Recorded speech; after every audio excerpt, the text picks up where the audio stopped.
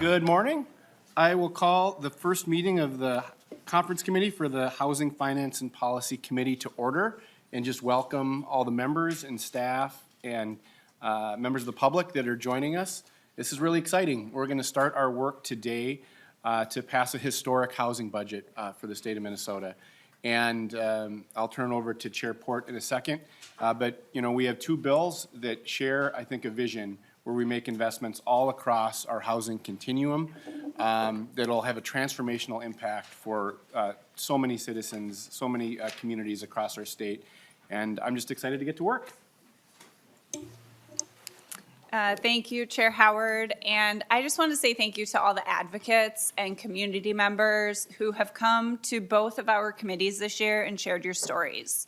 We really worked hard to craft a bill this year that was centered on the realities of the housing crisis and the housing needs that are facing our communities. And we hope this bill reflects that, which is why, you know, today we're making space again to make sure we're hearing from community. So thank you for taking your time and your energy to advocate for the needs of your areas.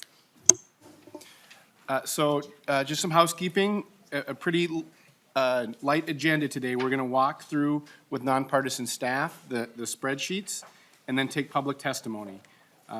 And hope to finish by 11 here with session coming up. So first, we'll go to the walkthrough. I believe we're starting with Mr. Mueller. Thank you, Mr. Chairman. I'll be walking through the spreadsheet. Me and the House Fiscal Analyst, Joe Harney, will split it up. The spreadsheet should be posted and in your packets. It shows it's called the Housing and Homeless Prevention General Fund in thousands. It shows the House columns and the Senate columns. And I'll note what the general fund target is for this bill. It is $1 billion above the base. And also note that both the House and the Senate has been enacted Chapter 20, which was a $50 million appropriation. So that was part of the $1 billion target. So this bill spends $950 million in fiscal year 24 and 25 above the base, and then $50 million in the tails above the base. So I'll just note that. So the way I'll start going through the spreadsheet, I'll note the House columns and the Senate columns, and then there's a gray column kind of a little bit off to the right of center. That shows the difference between the House and the Senate just for fiscal year 24 and 25. I don't have a column for that in the tails, but there's only a couple differences in the tails. So I'll start going through the lines here, and when we work off this first page, it shows the total appropriations. So it would be the amount that's in the base and then about the amount of new money going to each program. So I'll start on line 7, which is the Economic Development and Housing Challenge Program. The House has added an additional $50 million to that, and the Senate has added an additional $100 million to that program. So the difference is $50 million. And then within that, on line 8, the Senate has a carve-out of one-time $10 million for the Urban Homeworks Program. On line 9 is the Workforce Housing Development Program. The House has added $40 million to that, and the Senate has also added $40 million to that, so there's no difference on that program. The Manufactured Home Park Infrastructure Grants, the Senate has added $25 million to that program. The House is at the base level of just $1 million per year. Line 11, the Workforce Home Ownership Program. Here the Senate has added $35 million to that program, and the House is at the base level of $250,000 per year.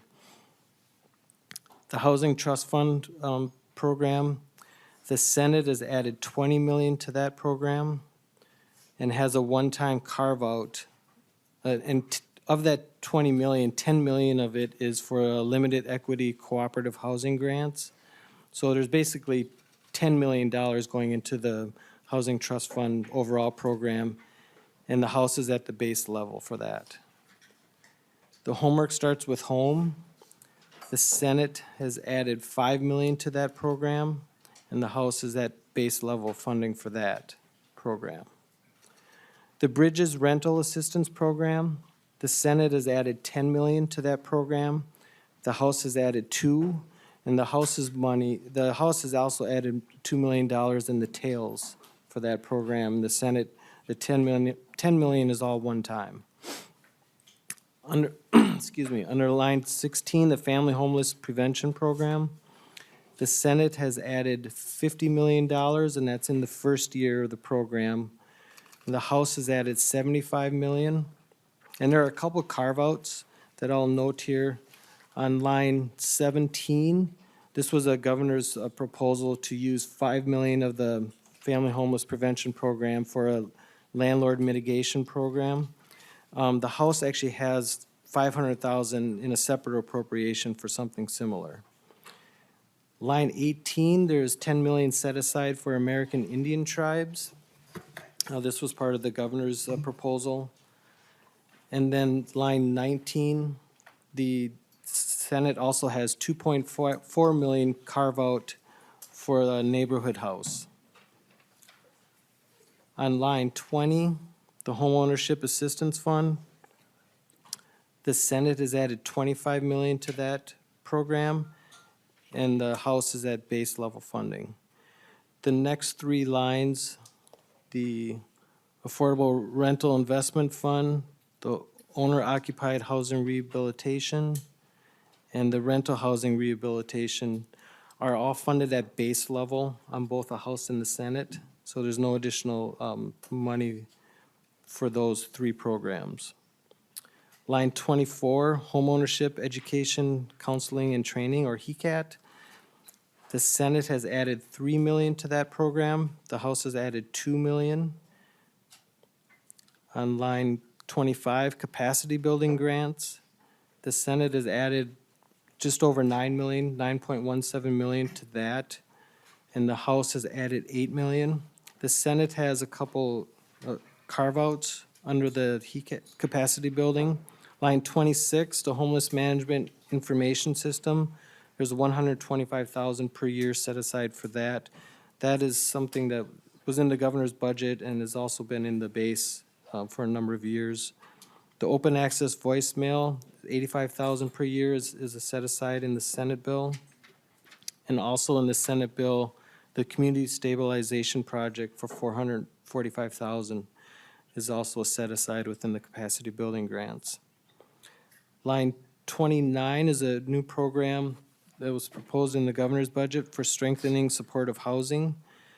The House is at 5 million for that, and the Senate is at 40 million. And then there's the housing infrastructure grants for Greater Minnesota on line 30. The House is at 5 million, and the Senate is also at 5 million. And from here on, I'm going to turn it over to Mr. Harney. Chair Howard, Chair Port, beginning on line 31 is a proposal for housing infrastructure bonds, housing infrastructure cash, excuse me. The House proposes $185 million and the Senate proposes $100 million, the difference being $85 million between the 2 bodies. On line 32 is a proposal for homeownership investment grants. The House position is at $80 million in the upcoming biennium, and the Senate position is the same at $80 million. Line 33 is manufactured home lending grants. The House position is at $25 million. The Senate position is the same at $25 million. Line 34 is manufactured home park cooperative purchase pool. The House position is at 10 million and the Senate position is at 10 million as well. Line 35 is local housing trust fund grants. The House position provides $7,700,000. And the Senate position provides $10 million with a $2 million carve out to the Northland Foundation. The net total difference being $2,300,000 between the 2 bodies. Line 37 is the proposal for rental assistance, the Bring It Home MN proposal. The House provides $100 million in the upcoming biennium and $40 million ongoing in the tails. The Senate position provides $330,000 in the upcoming biennium and $20 million in the tails. Line 38 is a proposal for first-generation home buyers. The House position provides $150 million in fiscal years '24 and '25. The Senate position provides $100 million, bringing a total difference between the two bodies at $50 million. Line 39 is a proposal for Family Stabilization Plan, the Build Wealth MN. That House position provides $2 million in fiscal years '24, '25, and $5 million in the tails. $5 million is the Senate position, bringing a net difference of $3 million between the two bodies. I will note here that the Senate provides another carve-out for $5 million for the 9,000 equities fund. Line 41 is a House-only proposal for fee-based home purchasing program. The House position provides $10 million in funding. Line 42 is community stabilization for naturally occurring affordable housing. The House position provides $150 million in the upcoming biennium, one time, and the Senate position provides $100 million in the upcoming biennium for a net difference of $50 million between the two bodies. I'll note here that the Senate has a carve-out of $30 million of the $100 million for the Minneapolis Public Housing Authority. Line 44 is a position in both bodies providing $10 million for high-rise sprinkler system grants. Line 45 is a proposal for lead-safe homes. The House provides $4 million in fiscal years '24, '25, and $5 million is provided in the Senate. Line 46 is a proposal for the Landlord Mitigation Fund. The House provides $500,000 one time in fiscal year '24. And Mr. Mueller touched on this, that the Senate proposal for landlord mitigation is in the Family Homeless Prevention Program. Line 47 is a housing mediation program proposal. The House provides one-time funding of $1.5 million in '24, '25, and the Senate provides $4 million in fiscal year '24, '25 for a difference of $2.5 million. Line 48 is the House's side of the ledger for the Northland Foundation, a $2 million one-time proposal. And again, I'll note that the Senate tracked the Northland Foundation carve-out under the Local Housing Trust Fund grants. So a similar proposal, just tracked in different places.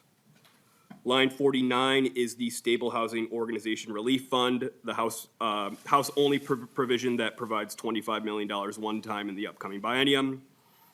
And lastly, for changes, the Senate has a proposal for the Housing Cost Reduction Incentive Program, and the Senate position provides $2.5 million in fiscal years '24, '25. Mr. Mueller touched on this from the top, but both bodies had a general fund target of $1 billion in changes in the upcoming biennium and $50 million in the tails. The House for Minnesota Housing Finance has $949,700,000 in fiscal years '24, '25, and provides $300,000 to Minnesota Management and Budget on line 57. The debt service is the last position to cover that is in both bodies. The House on line 62 has a debt service enough to service $666,667,000 in additional housing infrastructure bonds debt. And the Senate position provides debt service to the tune of $250 million in new debt provided. And then lastly, the major difference between the two bodies is the House position provides a 0.25% metro sales tax for deposit in the Housing Assistance Fund. And the mechanics of that are happening on line 71 and 72. The House position raises $353 million in revenue in fiscal years '24, '25, and $391 million in the tails. Chair Howard's report, that concludes the walkthrough of the spreadsheet. Thank you, Mr. Harney, and I believe Mr. Cope is going to walk through some items in the side-by-side, or potentially Ms. Painter. Thank you, Mr. Chair and members. I'm going to take us through Article 2 through 6 of the housing side-by-side, starting on page R21. Section 1 in the House and Section 3 in the Senate has the same language. It gives the Housing Finance Agency the authority to administer the rent assistance program. On pages R21 through R23, House Section 2, Senate Section 8 is the rent assistance program. The House provisions are a bit different. They direct tax revenues. Pages R3 to R24, that's House Section 3, Senate Section 9, is the Lead Safe Homes Grant Program. The House has a pilot program, limits grantees to nonprofits or government units, while the Senate language prioritizes areas where there are high concentrations of children with lead poisoning and specifies that grant awards must be balanced between metropolitan counties and greater Minnesota. Pages 24 to 25, House Section 4, Senate Section 10. This is the same. This is the Minnesota Housing Mediation Grant Program to support community dispute resolution programs. Pages R25 to R26, House Section 5 and Senate Section 28 are similar. This is the Community Stabilization Program to preserve naturally occurring affordable housing. Pages R26 to R27 is a Senate-only provision, Section 26 of the Senate bill. It's the Housing Cost Reduction Incentive Program to reimburse cities for fee waivers. Pages R27 to R28, it's House Section 6 and Senate Section 27. This is a supportive housing program. The House specifies that funding is to increase alignment with housing development financing. The Senate includes supportive housing for those at risk of homelessness and allows funds to be capitalized as part of development costs. Pages R28 to R29, this is House Section 7, Senate Section 31. It's a Greater Minnesota Housing Infrastructure Grant Program. The House codifies the program in their bill, includes manufactured home parks as eligible projects, and states that grant money returned is appropriated to the Commissioner for additional grants. On pages R29 to R31, it's House Section 8. This is a House-only provision. The Stable Housing Organization Relief Program provides financial relief to nonprofits experiencing significant detrimental impacts due to recent economic and social conditions. Pages R31 to R33 is House Section 9, Senate Section 30. The two bills have similar language. It's the First Generation Homebuyers Down Payment Assistance Fund. On page R33, House Section 10, Senate Section 32. These are similar provisions for the High-Rise Sprinkler System Grant Program. Pages R33 to R34, House Section 11. This can be found, the Senate language is in the rider on pages R12 to R13, so that's in Article 1, Section 2, Subdivision 21. The two bills are similar in their language for local housing trust fund grants. Pages R34 to R35, it's House Section 12, Senate Section 35. It's a Home Ownership Investment Grants Program. The House requires the Commissioner to consult with eligible organizations to develop forms, applications, and reporting requirements, and to develop a scoring system for awarding grants. The Senate requires grant awards to be distributed throughout the state. Pages R35 to R37, this House Section 13. This is a House-only provision. It's a first-time homebuyer fee-based home purchase financing program. Provides forgivable loans for down payment assistance to eligible homebuyers in census tracts where at least 60% of units are renter occupied. On pages R37 to R38 is House Section 14 and Senate Section 36. This is a manufactured home lending grants language. The Senate specifies that interest earned and principal repayments must be used for further lending grants. Page R38, House Section 15. This is in the Senate rider language in Article 1, Section 2, Subdivision 24. It's the Manufactured Home Park Cooperative Purchase Program. The Senate requires an annual report on expenditures. Page 38, House Section 1, Senate Section 14. These are similar provisions providing the bonding debt ceiling. Pages R39 to R41. House Sections 2, 6, and 7, and Senate Sections 15, 20, and 21 have the same language relating to refunding bonds. Page R39, House Section 3 and Senate Section 16 are the same. There's a minor change to the bond appropriation language. And page R40, House Section 4, Senate Section 19. These are similar provisions for additional bond authorization. The House language has two authorizations of up to $33.3 million each. The Senate authorizes up to $250 million. At this point, I'd like to turn it over to Mr. Cope. Mr. Cope. Thank you, Mr. Chair. House on R40, continuing, House Section 6, Senate Section 40. These are the same. These authorize the issuance of refunding bonds.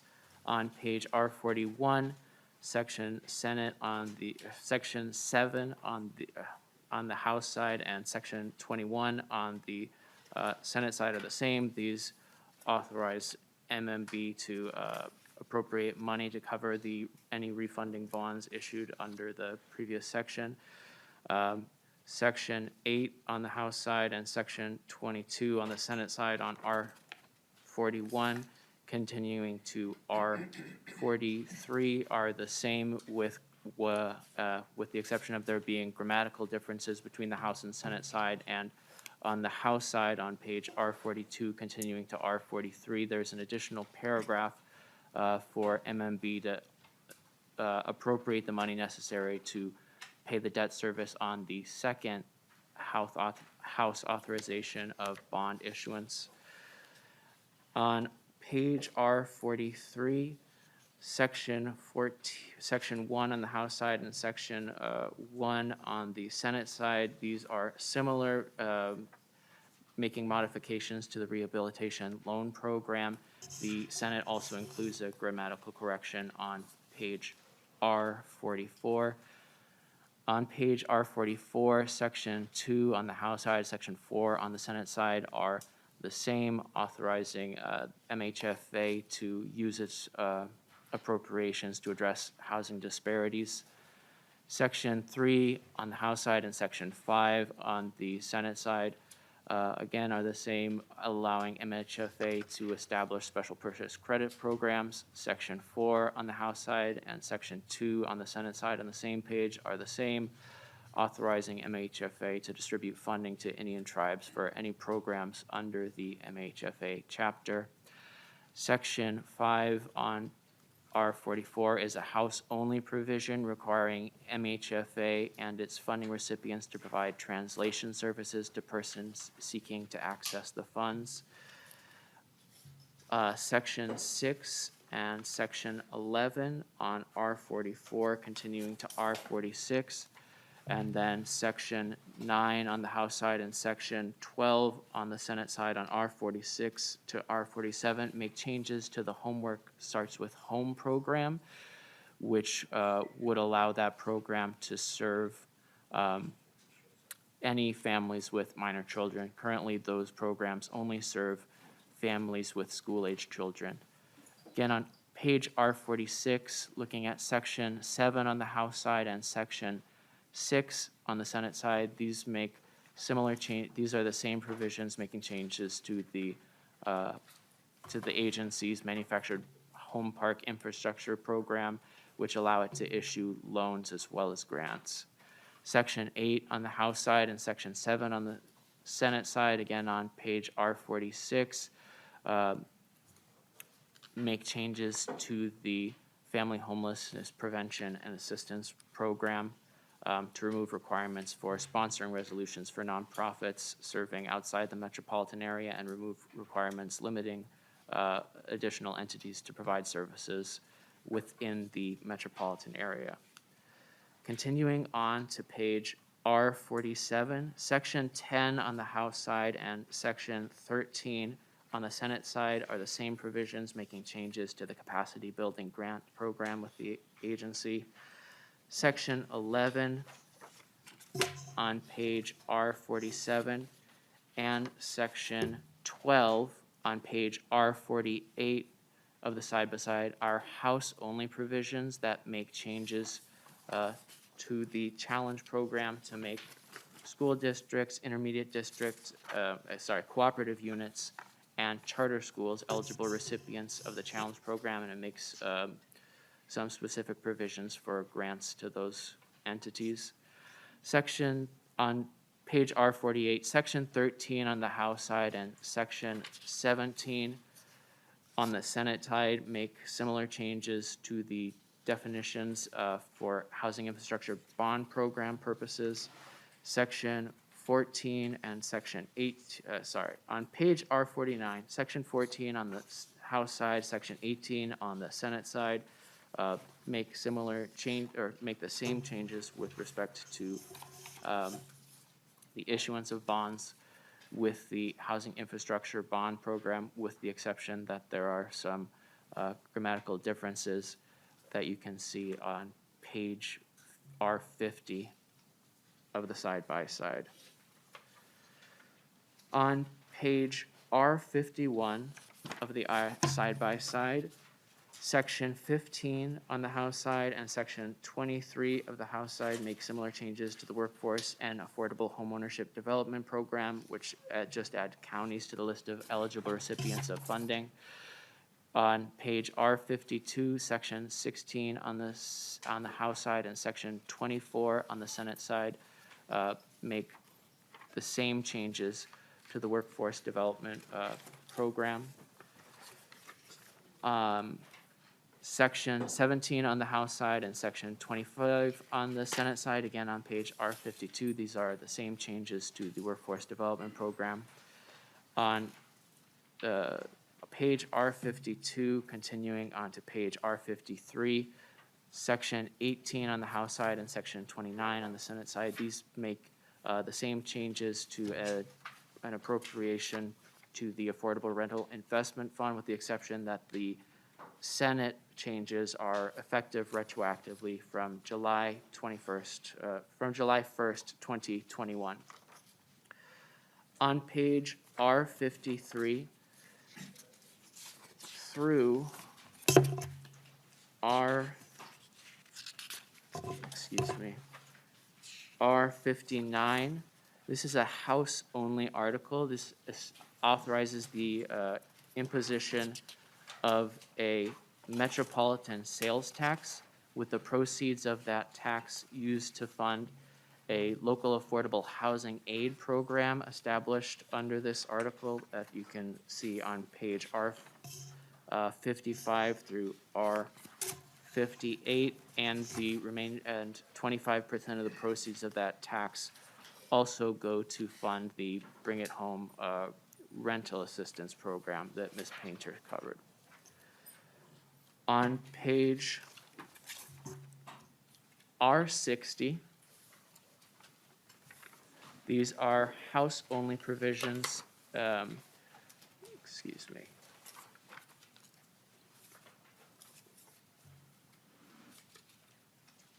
Sections 1 to 4, running from R60 to R65, and section 11, which runs from R69 to R70. These sections remove Minnesota Management and Budget as an intermediary for certain deposits that go to MHFA to be deposited in certain trust accounts, and has those funds go directly now to MHFA. These also make the Minnesota Housing Finance Agency the recipient of Department of Health reports on new manufactured home parks that it licenses. And then for the year after these changes take effect, it requires Minnesota Management and Budget to redirect any payments it receives for these accounts to MHFA and to inform the payer that they should be directing future payments to MHFA. Continuing on R65, Section 65, Section 6, this runs to R66. This again is a House-only provision that prohibits municipalities from making zoning regulations that would prohibit the construction of modular buildings. On page R67, Section 8 This is, again, is a House-only provision that provides that certain Metropolitan Council planning activities cannot form the basis of an environmental rights claim and do not require an environmental impact statement. Section 9, running from R67 to R69. This adds to the list of real property covenants that are exempt from the 30-year duration limit, affordability covenants made with a government entity, covenants relating to affordable housing. On page R69, section 10 on the House side is the House-only provision making modifications to the Chapter 20 of this session's law, which was the $50 million appropriation to the Family Homeless Prevention and Assistance Program. On, R70, section 12 on the House side and section 33 on the Senate side are similar provisions requiring cities to report on buildings that don't have, on high-rise buildings without sprinkler systems. The only change between these two sections is that the Senate also requires the reports to go to the legislative committees having jurisdiction over the Minnesota Housing Finance Agency. And then on page R70 through R71, these are similar provisions. The House side, section 13 and section, this is R70 continuing to R72. These are comparable provisions. Section 13 on the House side and section 14 on the House side on R72 require the establishment of a legislative task force and commissions MMB to conduct a study on expediting rental assistance. And then on R70, the Senate side, section 34, in contrast, the Senate requires the Commissioner of the Minnesota Housing Finance Agency to convene stakeholders to evaluate how to expedite rental assistance. And finally, on page R72, these are similar provisions in section 15 on the House side and section 38 on the Senate side, requiring a report from the Minnesota Housing Finance Agency on the employees required to be hired to staff the appropriation increases and programs funded by this act. And that concludes the walkthrough, Mr. Chair. Thank you, Mr. Cope, and thank you to all of our nonpartisan staff. Without, I don't know if we had any chance to get ourselves organized and get ready for the next step. So thank you very much. Next, we're going to move to public testimony. We do have quite a list, and so I would ask folks to keep their remarks to 2 minutes. My committee administrator, Adam Cope, will have a timer. And so if you hear a buzz, if you could just sort of wrap up your final comments so we can get to hear from everybody. Up first, we have Daniel Lightfoot on behalf of this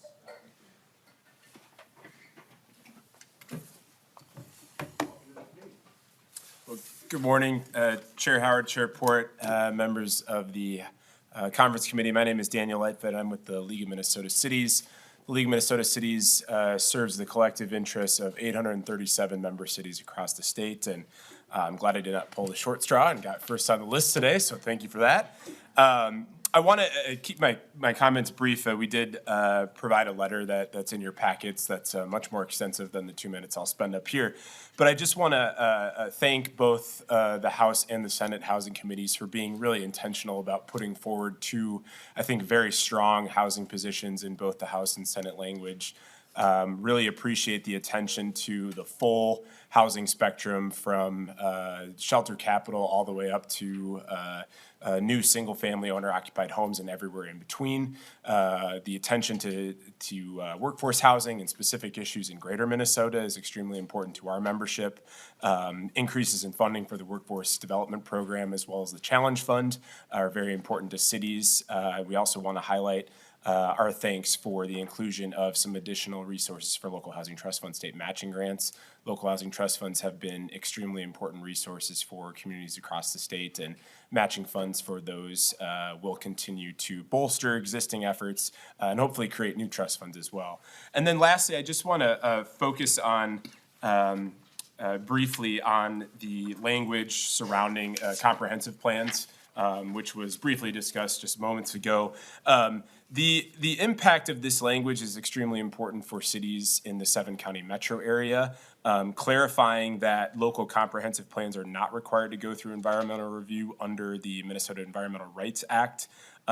Means that we're treating long-range planning the way that it should be. And long-range planning documents and comp plans don't necessitate environmental review due to their lack of direct and immediate impacts on a project. So we want to make sure that the clarification around that is that environmental review takes place at the project-by-project base level when projects are proposed, rather than having the requirement to do speculative environmental review in long-range planning documents. So I want to thank you for the inclusion of that language as well. Happy to stand for questions, and thank you for the opportunity to testify.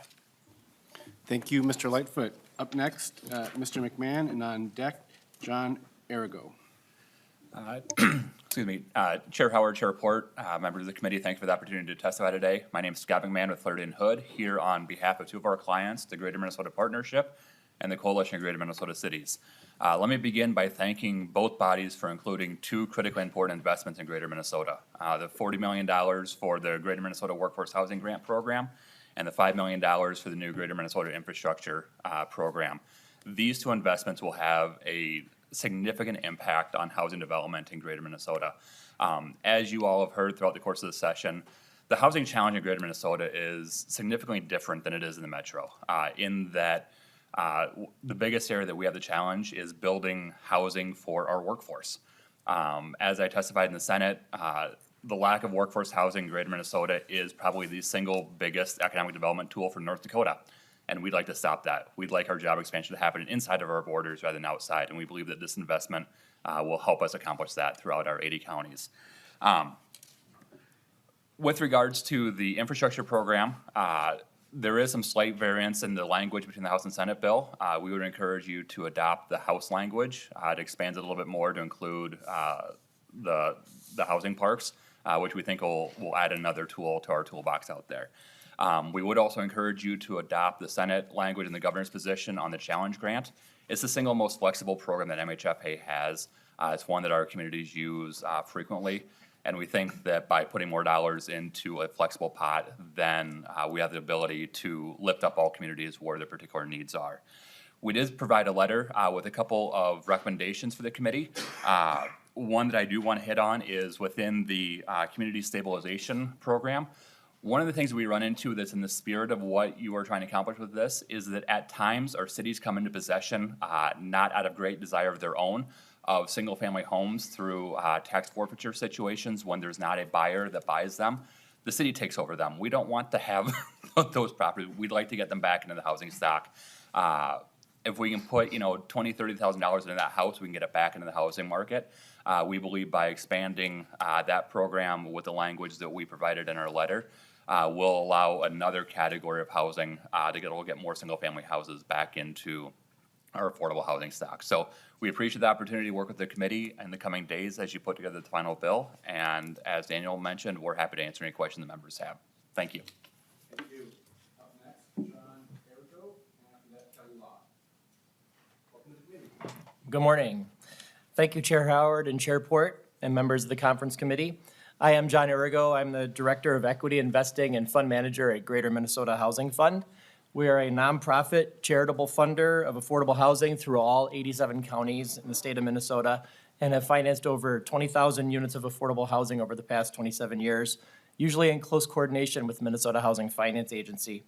I am speaking in support of the Community Stabilization Program section of the bill, which is drafted to provide $100 to $150 million for fiscal years 2024 and 2025 to preserve Minnesota's supply of naturally occurring affordable housing, or NOAA, market rate but affordable housing that serves our lowest income residents, but that's also at risk of loss. We estimate that this bill would preserve the affordability of up to 6,000 NOAA units statewide. As you know, this bill has the strong support of the governor and both the House and the Senate. Greater Minnesota Housing Fund stands to help and work in close partnership with Minnesota Housing Finance Agency to expedite the deployment and timely delivery of these critical NOAA preservation funds. given our organization's experience with the NOAA Impact Fund deploying private NOAA capital, typically on a very fast timeline, market rate speed, 60 to 90 days for a typical multifamily real estate transaction, to be competitive with the speculative buyers that are buying these NOAA properties and upscaling them, thus losing their affordability. This market rate but affordable housing comprises upwards of 70% of all affordable housing statewide. It is generally well managed and maintained, but due to its age, often has the lowest rents in the market. The critical issue at stake is that this older, naturally affordable housing is at risk of loss due to speculation by investors, largely from outside Minnesota, who are buying and upscaling these properties, thus displacing the lower income residents. This is not only a social justice issue, but an economic development issue, as the previous speaker touched on. We have mapped over 200,000 NOAA units statewide occupied by households at or below 60% AMI in the Twin Cities metro area, but also in major workforce markets like Rochester, Mankato, St. Cloud, Duluth, Moorhead, and many others.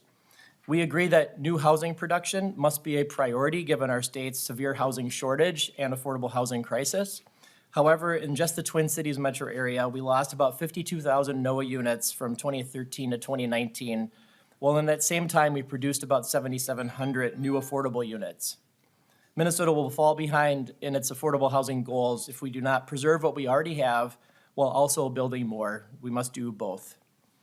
The proposed community stabilization program will provide much-needed financing on a consistent, predictable, multi-year basis that will enable our affordable housing system to go to work to preserve these NOAA units in Minnesota. We are grateful to the House and the Senate for moving this program bill into conference committee and hope you favorably consider it. Thank you very much. Thank you. Up next, Kelly Law, and on deck, Maeve Olson. Chair Howard, Chair Port, members of the conference committee, thank you for the opportunity to speak with you again today. My name is Kelly Law, and I work with the Metropolitan Consortium of Community Developers. I'm here today in strong support of the conference committee's omnibus budget and policy bill.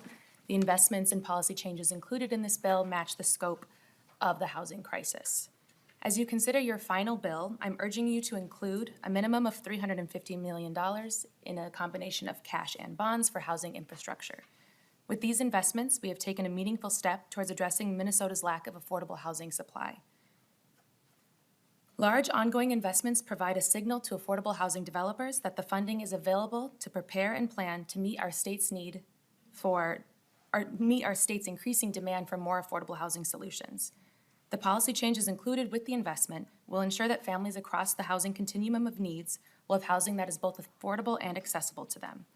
With an investment of this magnitude, thousands of new units of permanently affordable housing will be built. As a founding member of the Minnesota CDFI Coalition, MCCD is in strong support of the Homeownership Investment Grant Program and Down Payment Assistance Program. Minnesota CDFIs that work in the homeownership space already support historically underserved and underrepresented populations at a higher rate than the private market and Minnesota housing. If we want to make real change in addressing our homeownership racial disparity gap, we need investments to follow the data. On average, 86% of households served by CDFIs in the metro area identify as BIPOC, with 56% in greater Minnesota. MCCD also supports the inclusion of funding for Home Ownership Education, Counseling, and Training Program, HECAT, Workforce Homeownership Program, Emergency Rental Assistance, and the Stable Housing Organization Relief Program. These programs are critical to addressing the full spectrum of Minnesota's housing needs, and we applaud the diversity of approaches included in this budget. Thank you for the opportunity to speak with you today. We are grateful for the conference committee's continued work to address Minnesota's housing crisis. Thank you. Next, we have Maeve Olson, and on deck, Pat Paulson. Thank you, Chair Howard. My name is Maeve Olson, and I'm the lead campaign organizer at Beacon Interfaith Housing Collaborative. On behalf of Beacon, thank you all for your hard work on this year's housing omnibus bills. Both bills represent a massive investment that will move our state forward. Beacon is a leader in the Bring It Home Minnesota campaign. We applaud the Senate and the House for taking the bold step of establishing a new Minnesota State Rental Assistance Program. We are committed to working past this session to advocate for a robust program that serves the full need, but we are so excited to see this movement in this area right now. We know that vouchers genuinely transform lives, and so we want to thank you for taking this important and historic step. Beacon greatly supports the Metro sales tax presented in the House bill. This new tax will create the ongoing dollars that are needed for this transformational program to continue into the future. Please support and pass this tax for the life-saving vouchers it will create and the necessary local aid it will provide to cities and counties to build more homes. We need this ongoing funding, and many low-income and currently homeless households are depending on you.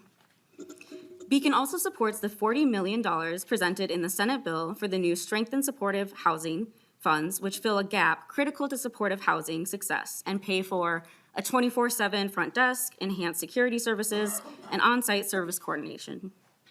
These services are core components of the wraparound services provided by supportive housing providers. We also support the Stable Housing Organization Relief Fund at $25 million presented in the House bill. Beacon knows the difficulties we and other nonprofit housing providers have faced during the pandemic, and that persists. Needs continue to grow, and investment is needed to stabilize this important sector that works for the community. We support your push for money to build homes, either through housing infrastructure bonds and/or cash. This is a critical resource to fund new, deeply affordable housing in the state. Thank you again for your work on this bill, and I appreciate the opportunity to speak today. Thank you. Next, we have Pat Paulson, and on deck, Anya McDonald. Good morning. Chair Howard, Chair Port, committee members, my name is Pat Paulson, and I reside in Richfield. I'm a Realtor, 37 years in the business, a past president of the Minneapolis area Realtors, and current treasurer of the Minnesota Realtors. I've also served on the board of directors of the National Association of Realtors for the last 7 years. Thank you for the opportunity to speak in support of the First Generation Home Buyers Down Payment Assistance Fund pilot program, which is in both the House and Senate bills. As an officer of the 22,000-member Minnesota Realtors, I want to thank you for prioritizing the First Generation Home Buyer Assistance in the bill and ask you to allocate significant funding for the pilot program as close to the original request of $176 million as possible. I've spent 30 years volunteering in home buyer workshops for various nonprofits like PRG and NeighborWorks. I've represented hundreds of first-time and first-generation buyers, many of whom are families of color utilizing various down payment assistance programs. I further ask you to support the framework created in the bill for delivering the assistance, which leverages community development financial institutions along with tribal entities and nonprofit organizations across the state. These organizations are adept at providing the financial, counseling, and support services to ensure homeownership success for the recipients of the assistance. As you may know, Minnesota has one of the highest homeownership rates in the nation, yet one of the largest racial disparity gaps in homeownership. This funding will help reduce the gap and allow many families to experience the life-changing benefits of homeownership.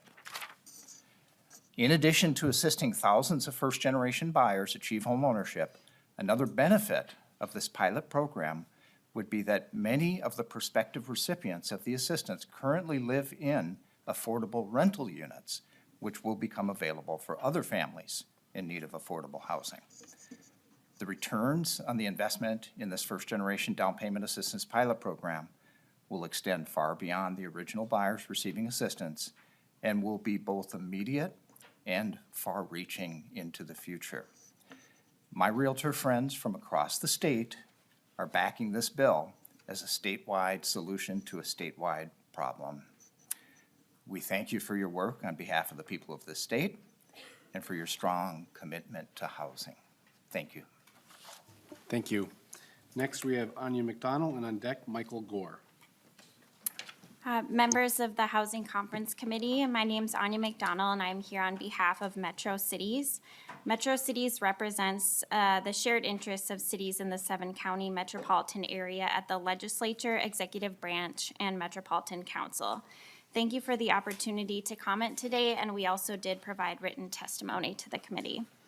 Metro Cities appreciates the work and leadership of Chair Howard and Chair Port on the omnibus housing bills this session. The House and Senate bills include important funding for state programs that provide vital resources to local communities for addressing a variety of housing needs.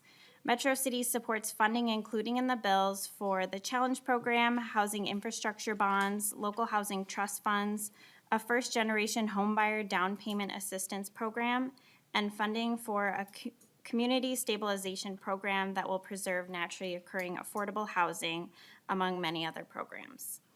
Metro Cities supports the creation of housing aid for local governments in the House bill and the flexibility to allow cities to transfer housing aid into a local housing trust fund. Further, we support state funding for rental assistance included in the Senate bill. Metro Cities opposes language in the House bill that establishes a 0.25% metropolitan regional sales tax for housing needs. Metro Cities policies oppose substituting funding for programs serving statewide objectives that are traditionally funded with state resources, such as housing with local tax sources.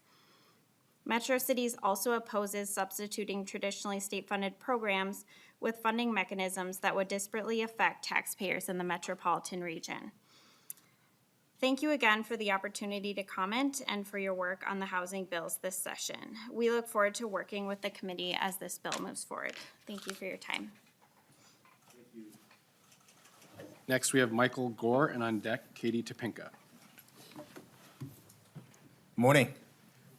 Chair Port, Chair Howard, thank you very much. My name is Michael Gore. I'm the President and CEO of Catholic Charities of Twin Cities. And let me just first say, this is a really great day that we're talking about how we can better serve Black and brown folks who have been historically underserved in the housing area. So I want to congratulate both chairs and this committee. So thank you very much for this opportunity. So I'm here to really just speak to you about and also supporting one-time funding for nonprofit housing providers who have been significantly impacted by pandemics for the past 2.5 years.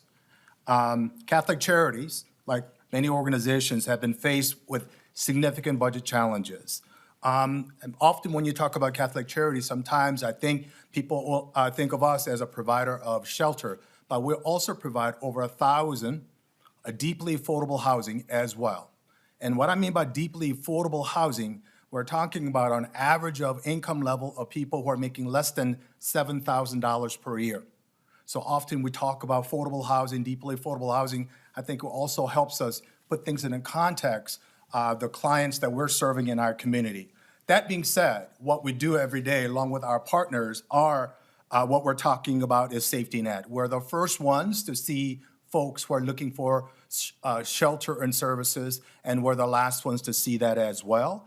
And what we're witnessing now is that safety net that we're providing to our community members, especially for Black and brown community members. The safety net has a major holes that we want to speak to you about, and we were requesting your help. So during pandemic, a lot of us have fought really hard to keep our place open 24/7, especially organizations like ours who are providing continuum of care and housing. Along with that, we made sure our community members and also our staff were safe in a way that would adhere to all the procedures and policies and regulations, routinely cleaning, providing support to our clients, and making sure they have adequate food and shelter and services. Along with that, we also provided a significant assistance to our employees, time of crisis, where we provide them with paid leave, sick leave, when they're quarantined, and of course, significant expenses dealing with PPE. That has caused us a tremendous stress in our budget, where that all of us, a lot of us here today, are faced with a multi-million-dollar gap. That is not sustainable. So we're here to ask for your help and your partnership. In order for us to be sustaining our work that we do every day in our community, serving Black and brown folks, we need partnership from the state. That funding is a pervasive challenge for us, and to the extent with the crisis, what it'll lead to us would be a closure of programs. And just let me remind the committee what it costs for our city and our individual taxpayers when people are individually chronically homeless. Cost is exceeding over $40,000 per person, to which I think this is a significant investments that we have to make on one-time funding. So we're asking for your support For all of us who are providing services today, right? Not today, not tomorrow, but today, we need your support immediately, making sure we get the one-time funding relief. So thank you very much for your support. Thank you. Next, we have Katie Topinka, and after that, Asale Sol Young. Thank you, Chair Howard, Chair Port, and committee members. My name is Katie Topinka. I'm the Director of Intergovernmental Relations for the City of Minneapolis. Thank you for the opportunity to testify today. There are many provisions in both bills that will make significant gains in increasing affordable housing opportunities, both in Minneapolis and across the state. We strongly support the creation of the rental assistance program that's in both bills. More than 50% of Minneapolis households are renter households, and 73% of those households are experiencing housing cost burden, meaning they're paying more than 30% of their income toward rent. The Bring It Home Rental Assistance Program will help provide housing stability to Minneapolis renters. We are also appreciative of the different funding sources in both bills that will help increase housing production, including the investments in housing infrastructure bonds, the Challenge Program, and the Local Affordable Housing Trust Fund. We are also very supportive of the $100 million in funding for the First Generation Homebuyers Down Payment Assistance Fund, which will complement programming that the City of Minneapolis already supports to reduce disparities in the homeownership rates between households of color and white households. We are appreciative of the inclusion of $30 million in one-time funding in the Senate bill for the Minneapolis Public Housing Authority for the rehabilitation of the deeply affordable family housing units. And we also support the $10 million in both bills for sprinklers and high-rise buildings. Lastly, I'd like to comment on two provisions that we support in Article 6 of the House bill. We support the language that clarifies that comprehensive plans are not required to go through environmental review under the Minnesota Environmental Rights Act. Comprehensive plans are a policy document that set a vision to guide decision-making at the local level. A comprehensive plan is followed by other governmental or market-driven actions, at which point effective environmental review can and should occur on a project-by-project basis. This language would clarify any ambiguity that may exist to ensure that local governments can continue this valuable planning process without the potential for requirements that would be onerous, inappropriate, and impractical without any resulting benefit to the planning process or the environment. And lastly, we support the provision in the House bill that would allow state and local governments to require an affordability period of longer than 30 years. The City of Minneapolis invests in many different affordable housing projects, and we would like to protect that significant public investment in making affordable housing remain affordable well into the future. So thank you again for the opportunity to testify today. Thank you. Next, we have Asale Sol Young, and after that, Annie Shapiro. Chairs and members of conference, thank you so much for your time today. My name is Asale Sol Young, and I'm the Executive Director of Urban Homeworks. As elected officials across the aisle have stated, without deeply affordable housing stock, families will still be competing for real estate in a market with limited low median income opportunities. However, Urban Homeworks is well-positioned and deeply committed to making homeownership accessible to households within the 50 to 60% AMI range. But we need state funding to do this. This funding would allow us to build single-family homes and multi-unit mixed-income properties such as cooperatives and condominiums. This funding will cover the organization's gap, which is the difference between the cost of building a house and the price at which we sell it. For example, in this market, it costs roughly $450,000 to construct a new home, but we will sell it for roughly $150,000, making it affordable to a 60% AMI buyer. This is a $300,000 loss that the organization typically absorbs and must fundraise to remain sustainable. With current funding opportunities, we build 5 to 8 new homes a year. This carve-out would allow us to build an additional 15 deeply affordable homes annually. We're preparing now for this increase in projects, which will include hiring additional staff to bolster efficiency to start work immediately. Corporations with capital that prioritize their gains over community stability will continue to exacerbate the home ownership disparity. Unlike for-profit developers, we are committed to affordability. Unlike for-profit developers, we center community stability. Unlike for-profit developers, we hear from and listen to those we serve and make investments in neighborhoods that have experienced significant disinvestment and extraction. We ask that you recognize that unless there is more housing stock for low-income buyers, other initiatives before you today will have limited impact. Folks need houses to buy that support their economic stability, not homes intended for those of higher means that would continue to cost burden them, make them house rich but cash poor, and lead to foreclosures. We all know the impact that that has on a family and a community. Let us work together to create a comprehensive approach to ending homeownership disparities in Minnesota. Thank you so much for your leadership and partnership in this session. We are incredibly grateful for those things, and we look forward to executing this work. Thank you. Thank you. Next, we have Annie Shapiro, and on deck, Julie Guggen.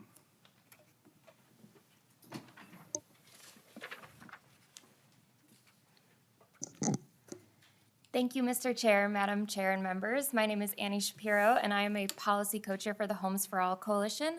Homes for All is a statewide coalition made up of over 270 organizations, many of which you're hearing from today, that covers the full continuum of housing from services for people experiencing homelessness to affordable homeownership. First, I want to thank both the Senate and the House and the chairs for passing $1 billion for housing that would make significant and long-lasting impacts on the lives of Minnesotans across the state. This bill truly is a game changer in housing. You have heard many provisions talked about that Homes for All supports and that are on our agendas, and I'm not going to repeat those provisions, and we'll provide more information in writing.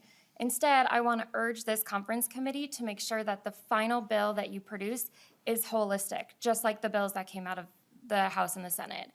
We have housing crises across the state, and we need to make sure that this bill is able to address all of those.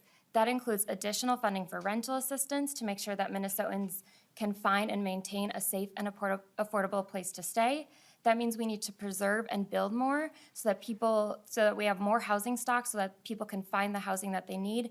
And that means that we need to invest in affordable homeownership opportunities so that we can reduce the racial homeownership gap and particularly find ways for Black Minnesotans and other Minnesotans of colors to access homeownership, which has been out of reach for years. That is of critical importance. We know $1 billion is game-changing, but we also know that it's not going to address all of these crises. So we look forward to, in the future, continuing to find ways to make a dedicated revenue source for funding revenue source for housing in the future, because we know that these crises are not going to go away, even though this is a game-changing bill. Thank you so much, and I am happy to answer any questions. Thank you. Next, Julie Guggen, and on deck, Tom Brace. Chair Howard, Chair Port, members of the committee, I'm Julie Guggen, the President and CEO of the Minnesota Homeownership Center. We're a nonprofit intermediary leading and convening stakeholders on policy and programming for affordable homeownership. For our legislative efforts, we partner with Twin Cities Habitat for Humanity. Together, we are intent on reversing homeownership injustice and averting the threats posed by homeownership challenges to individual households, our communities, and our collective economy. We applaud the homeownership investments outlined in the bill. Two are particularly important for addressing the racial homeownership gap in Minnesota. Number one, additional investments in homeownership education, counseling, and training, or HECAT. This will allow our community-based organizations around the state to empower more households to achieve successful, sustainable homeownership for their families, ensure the delivery of culturally informed practices, and support targeted outreach to BIPOC communities. Secondly, the First Generation Down Payment Assistance Program, developed side by side with the Minnesota Realtors and in coalition with industry stakeholders and community members. This program will bring critical, meaningful support statewide to those who have been historically left out of homeownership. Our work is endorsed by a multitude of organizations representing diverse interests, demonstrating the ubiquitous call for innovative, responsive change to how we collectively think about empowering homeownership in Minnesota. The First Gen program is aimed to serve thousands of homebuyers. It will provide entry support in a form that's accessible, efficient, and that reflects the ever-increasing need for entry assistance in this housing environment. Our approach is additive, supplementing other solid programs available. The First Gen program would be administered by community development financial institutions, tribal entities, and qualified nonprofits, all of which excel at and specialize in reaching households underserved by traditional financial institutions. We thank you for your leadership on these important initiatives, and thank you for the opportunity to speak today. Thank you. Next, we have Tom Brace, and on deck, Libby Murphy.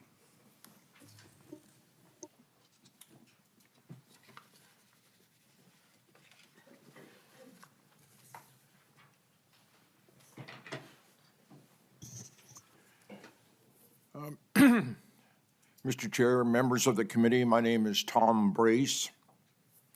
I'm the former Minnesota State Fire Marshal and currently am the state coordinator for the Minnesota chapter of the National Fire Sprinkler Association. I would like to thank Chair Howard, Chair Port, authors Senator Mohammed, Representative Noor, and all of you for your leadership in making high-rise housing safer with this bill. I'd also like to recognize the previous efforts after the November 2019 fire that broke out on the 14th floor of the Cedar High Apartments, which had a tragic death of 6 people. It has been widely recognized that those deaths could have been prevented if the building had been sprinkled. This bill provides funding for grants as an incentive to retrofit fire sprinklers to high-rise residential buildings. The grants will provide a significant contribution to the cost of this valuable public safety tool. The reporting requirements from cities to the state fire marshal is critical to inform the state as to the number of unsprinkled high-rise buildings. Great efforts have already been made by the League of Cities, the State Fire Marshal, and the National Fire Sprinkler Association to survey the need, but there still remains some unanswered questions. Again, our sincere thanks for the support of this very critical public safety bill. Thank you. Thank you. Next, we have Libby Murphy, and on deck, Sue Watlov-Phillips. Hi, my name is Libby Murphy. I'm the Director of Policy at Minnesota Housing Partnership. I've testified before both the House and Senate committees on a number of proposals in the bill, so I'll keep my comments, I'll just highlight a few provisions and our positions on some of the differences in the bills. We urge the committee to support the Senate's position on the Challenge Fund program, the $100 million. We urge the committee to support the level of investment in the language that the House proposes on community stabilization. We also support the House's investment in SHARE. We urge the committee to align with the House on the funding level proposed for the FHPAP program and support the Senate set-aside for tribal nations. And we also encourage the committee to support the Senate's position on workforce home ownership. While that's in the House tax bill, we want to ensure that that program is funded and not left to the jurisdiction of the tax committee.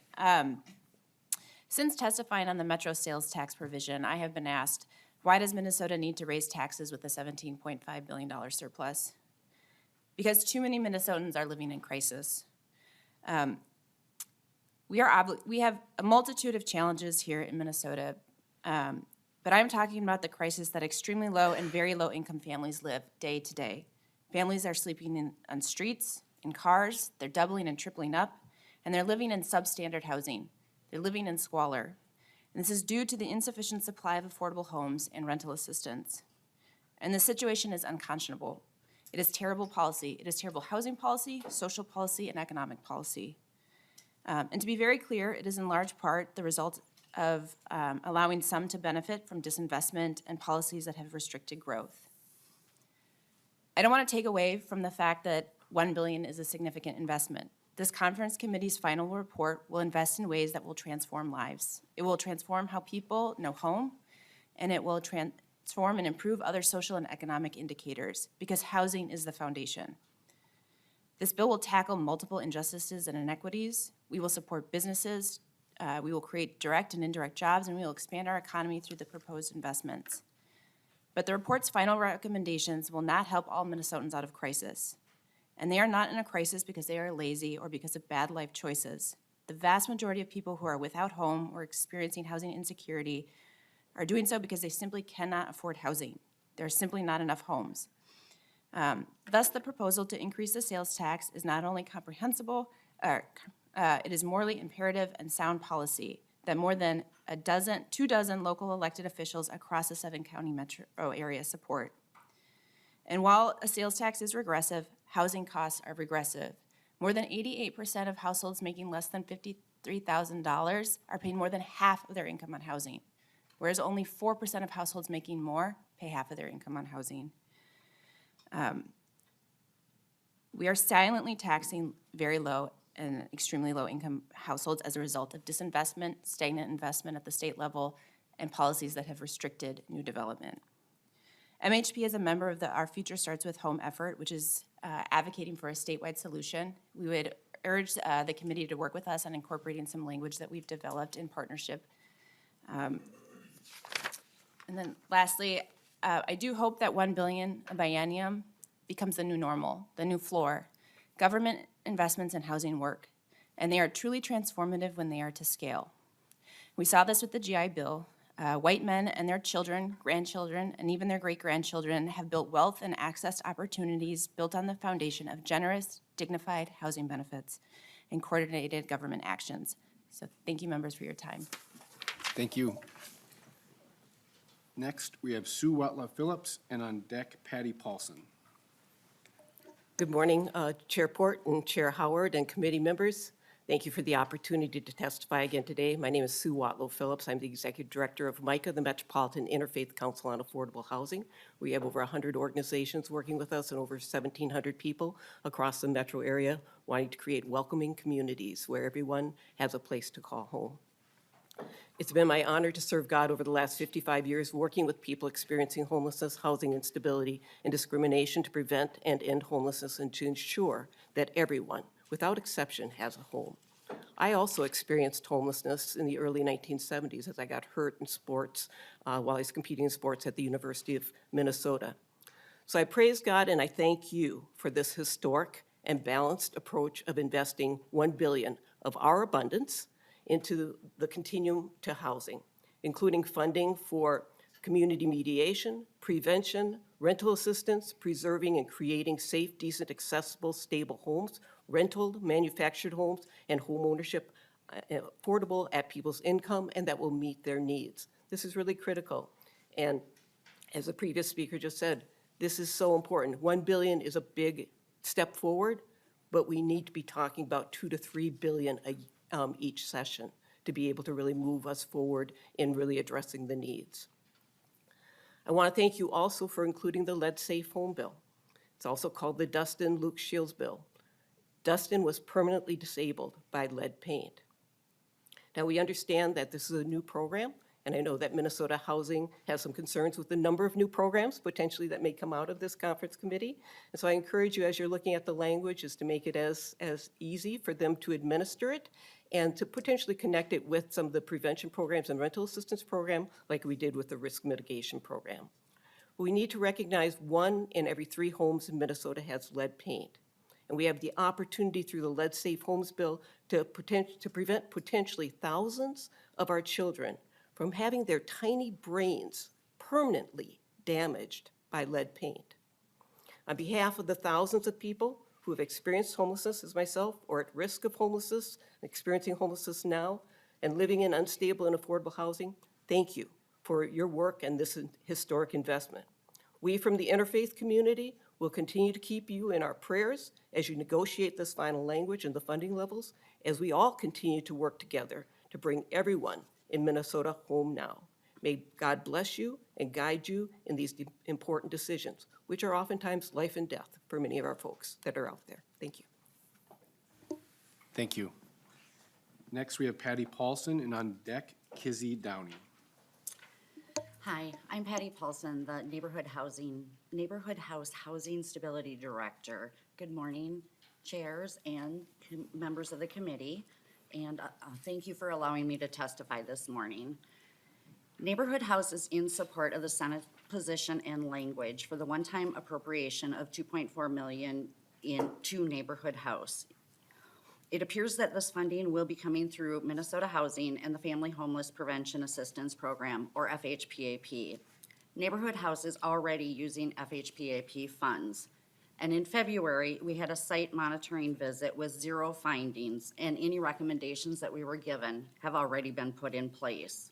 We know about the criteria, how to go about it, and all of the things that are required.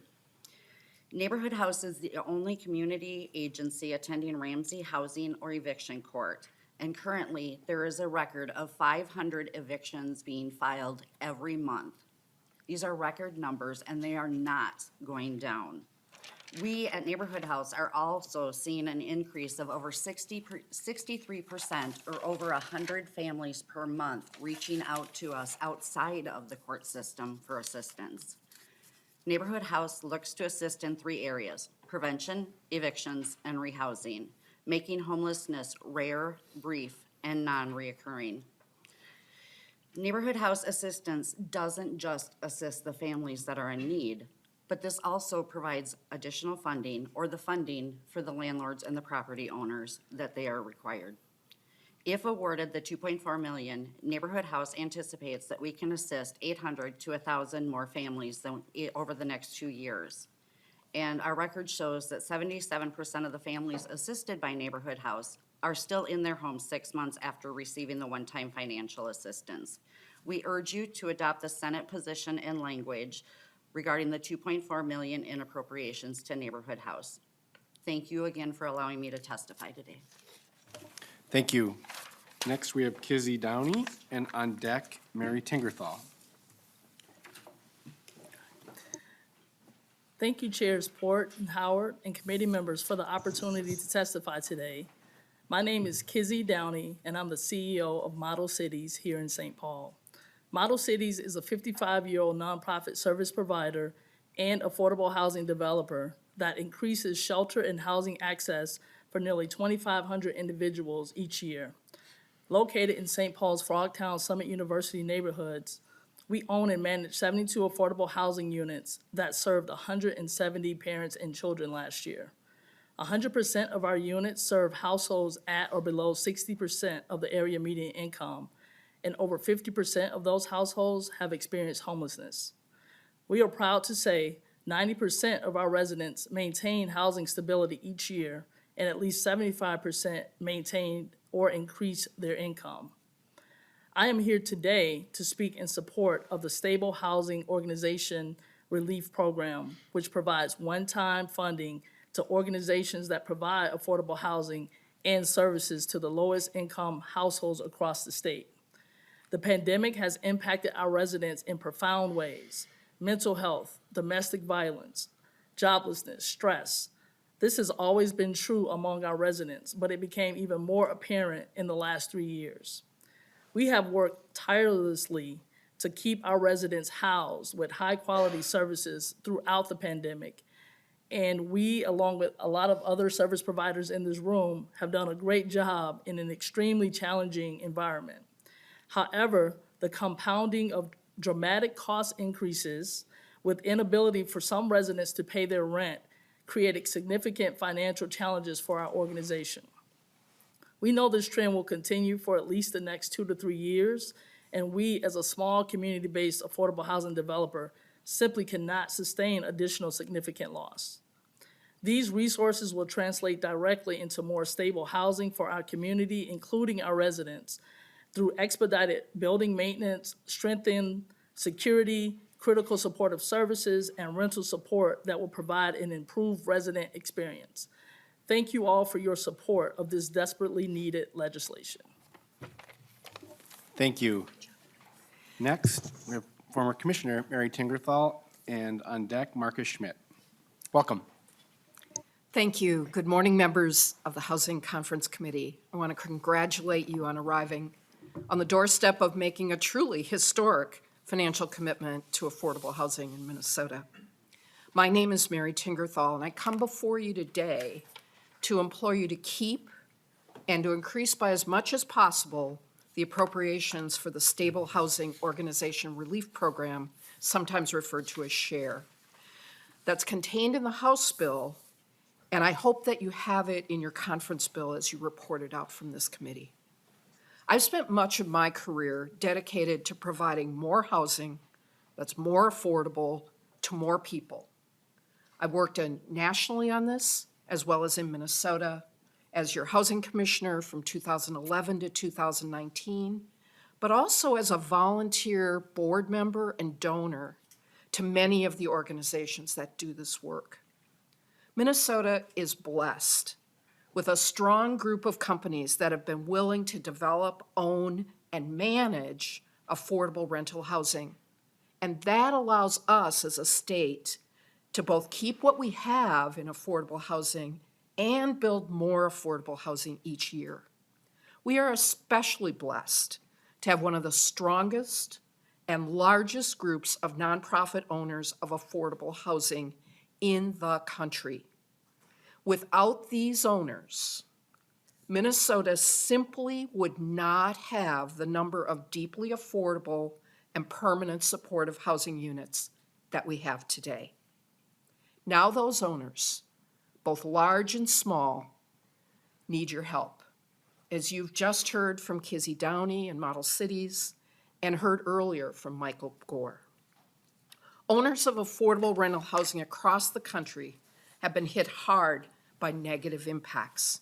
These conditions are now made worse by increasing costs and worker shortages. Nonprofit owners, because they are disproportionately providing housing for renters with the lowest incomes and the greatest needs, are hardest hit by these economic challenges.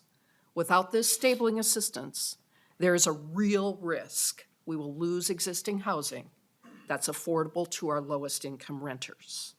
In many cases, these organizations can't raise their rents, and even if they legally could, many tenants would be displaced if they did.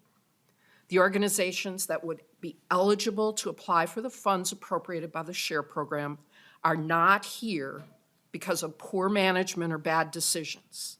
They are here because we count on them to do the toughest job in housing, housing our neighbors with the lowest incomes and the greatest needs. I implore you to make a strong, one-time investment in these important organizations. Help them to recover from unexpected and unprecedented financial stress, and return them to being financially stable and the long-term committed community partners that we have all come to count on. Thank you very much. Thank you. Next, we have Marcus Schmidt, and on deck, Abdullahi Farha. Good morning, Mr. Chair. I think I drew the short straw having to follow former Commissioner Tingerthal. Good morning, Chairs Port and Howard and committee members. Thanks for the opportunity to share testimony on the legislation before you today. My name is Marcus Schmidt, and I'm fortunate to lead Hearth Connection, an organization that's uniquely positioned between government, direct service providers, and community stakeholders across the state. Our focus at Hearth Connection is supportive housing, where we connect direct service provider partners with resources to serve people with long histories of homelessness.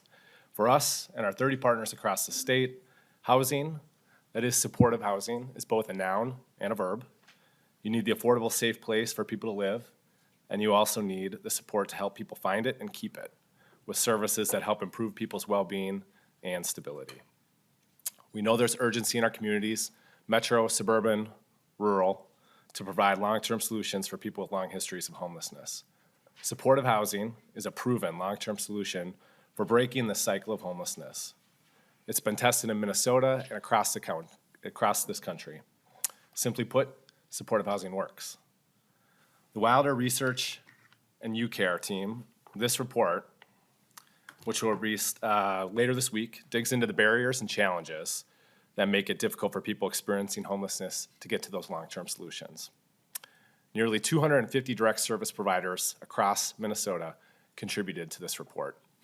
And the number one high-impact solution to homelessness recommended by our fellow Minnesotans is supportive housing. The Senate budget identifies $40 million for strengthening supportive housing in Minnesota. This necessary and timely investment will align funding and fill a gap that has undermined supportive housing projects across the state for too long. Please maintain this funding, the funding that's included in the Senate budget, so that we can help folks achieve and maintain housing stability. Thank you so much for the opportunity to share this testimony, and thank you so much for your public service. Next, we have Abdullahi Farah, and on deck, Mark Bruner. Good morning, Chair Howard and Chair Port and members of the Housing Conference Committee. My name is Abdullahi Farah, and I am the lead organizer and director of the Muslim Coalition of Isaiah. Muslim Coalition represents over 20 mosques and Muslim community centers encompassing tens of thousands of Muslim Minnesotans across our state. Muslim Coalition is pleased to see both the House and Senate make significant investments in housing this session. The inclusion of the first generation home buyer purchase financing program is especially important to our communities because this program is so essential for families to help afford housing or home ownership. We urge the adoption of the House's position of $150 million in one-time funding for this program. This program will have an especially broad impact on our community as it can be coupled with the zero-interest lending product MHFA will be unveiling later this year that will appeal to those in our community who cannot use traditional mortgages for religious reasons. We're also excited about investments in the capacity building of community organizations. Too often, small community-based organizations that serve our communities do not have the capacity to take advantage of all the programs offered by MHFA, Minnesota Housing and Finance Agency. We're committed to partnering with the agency and you in the future sessions to ensure programs, our small community-based programs can take advantage of this funding. With this in mind, we also know the importance of ongoing investments and funding as opposed to one-time funding. We look forward to the legislature appropriating more significant ongoing funding in future sessions. We highly appreciate the work of Senator Port and Representative Howard in pushing these important initiatives and look forward to seeing key investments in our communities reflected in the final Housing Conference Committee report. Thank you so much. Thank you. Next, we have Mark Bruner, and on deck, Dave Anderson.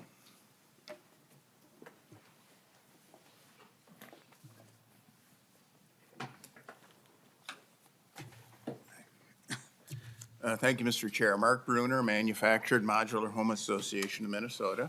I'd like to thank the committee for a number of the provisions that are in both bills related to manufactured housing and growing our supply of affordable housing stock. We represent the builders of manufactured modular homes. There are 15 plants in the state that build modular homes for the build manufactured homes. We also speak for the nearly 1,000 licensed manufactured home communities that are home to about 50,000 families. What I would like to address is something that we've been working on or continuing to work on, the House File 817, a bill that we've been negotiating and continue to work on with the North Country Cooperative Foundation, as well as the All Parks Alliance for Change, that I understand may still end up being a part of a final package that would give residents of manufactured home communities notice if their property is being offered for sale, as well as if they've received an unsolicited offer. The language that we've been working on seems to be acceptable to all parties. So hopefully at some point moving forward, that would be incorporated in a final bill. Thank you. Thank you. Next, we have Dave Anderson, and on deck, Joel Hansen. And Chair Howard, Chair Port, committee members, I can be very quick. My name is Dave Anderson. I'm the Executive Director of All Parks Alliance for Change, which is the state association for Minnesota's 180,000 manufactured home park residents. And as Mr. Bruner was talking about, we have arrived at a compromise on a notice of sale for manufactured home park communities. It wouldn't, it would just be to provide notice. It would expand on an existing notice requirement that currently only relates to real estate listings and public advertisements, which is almost never the way in which the communities are sold. It wouldn't require selling to the residents or pausing and negotiating with other buyers. Obviously, we hope that the community owners would choose to sell to the residents. But as Mr. Bruner said, I think we have an agreement on how we can move forward with this with all parties being happy about it.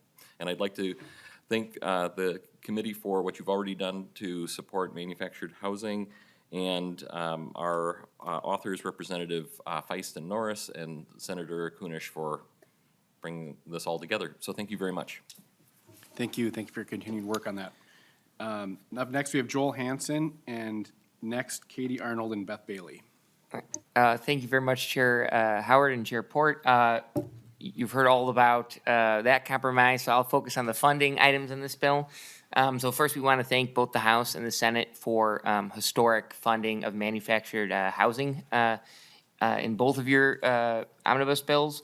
Specifically, we would like to thank both bodies for including $25 million for the establishment of manufactured home lending grants. That's on page R11 of your side-by-side. So this is bipartisan one-time funding that will utilize existing community partners to create innovative lending products for manufactured homeowners, including down payment assistance and rehab resources. Also on R11, we would like to thank both bodies for including $10 million for a manufactured home park acquisition fund. So this is, again, bipartisan one-time funding that will establish a revolving loan fund that Minnesota manufactured housing residents can access to purchase their parks, thereby ensuring long-term affordability and stability for the land underneath their homes. And then lastly, we want to thank the governor and Senate for including an additional $25 million for manufactured home park infrastructure grants and loans, line 10 on your spreadsheet. And this existing program, it's referred to at MHFA as the Manufactured Housing Community Redevelopment Program. That existing program had $9.5 million in awards the last grant cycle, $25 million in requests. So obviously it's oversubscribed, desperately needed. And I'll also add it's available to private parks, cooperatives, municipally owned parks. So any manufactured home park in the state can access those funds. So we would appreciate the inclusion of the Senate and governor's position. But again, thanks for working with us, and we'll continue to work with you as we move through the conference committee process. Thank you. Next, we have Katie Arnold and Beth Bailey. Good afternoon, Chairs Port and Howard and committee members. Thank you for having us here today. My name is Katie Arnold, and I'm the Director of Restorative and Mediation Practices and a member of Community Mediation Minnesota. Thank you for your commitment to mediation for all Minnesotans. We really appreciate that. The Housing Mediation Program portion of this bill will fund all 6 community dispute resolution programs, staffing 11 centers across Minnesota. We're hoping to attain the 4 million mark, if possible, to ensure that all 87 counties in Minnesota continue to be reached. The mediation model we use is a case management model where we work with people to prepare them for important conversations and then stay with people to fulfill their mediated agreements. Our courts are very overburdened. And in an environment where the cost-burdened households and mortgage-burdened landlords are driving court calendars, they're filled with non-payment of rent disputes. Over 90% of the cases in eviction court are of non-payment, and we're working to address these cases in a better way. Mediation is a win-win-win. Landlords are made financially whole, renters attain stable housing, and courts are less burdened. Thank you. I'll turn it over to my colleague, Beth. Good morning, Chair Howard, Chair Port, and our authors, Senator Mohammed and Representative Agbaji. Thank you for this opportunity. I'm Beth Bailey, and on behalf of Community Mediation Minnesota, and asking that the House adopt the Senate position of $4 million for community mediation. I began my career almost 30 years ago as a volunteer mediator in housing court, and 30 years later, our organizations have mediated over 30,000 housing stability mediations. One of the lessons learned from all of those mediations I'd like to draw to your attention. The eviction law that's in your domain is poorly suited to address non-payment of rent disputes. If you imagine a mediation, we have in one chair the renter, another chair the rental provider, and then 2 empty chairs. One of those chairs belongs to you, as the body assigned to write our eviction timeline, our eviction laws, and the other chair belongs to the resource providers. We have a 2-week gap between the eviction timeline and the housing resource timeline, and it's causing tremendous pain. People are losing their houses. Rental providers are getting locked out, are locking in financial losses. And in Minnesota, we are losing that segment of our rental provider population willing to be in this private market. It's fixable. It's a 2-week gap, and we beseech you to find ways through the legislation before you, including supporting housing mediation, and join mediators who are laser-focused on addressing this 2-week timeline that's causing tremendous pain. I would also ask, I know on line or page 70 and 71, there's an establishment of a task force. So in addition to moving toward the $4 million mark in the Senate budget, we ask that you add a representative from the mediation community to the task force designed to address the timing issue. Thank you. Thank you. That concludes the members of the public that have signed up to testify. Is there anyone else that would like to testify? If not, we'll close this section. That does complete our agenda, and we do have a little bit of time. If there's any quick questions or comments that members want to make, we do have a little bit of time for that.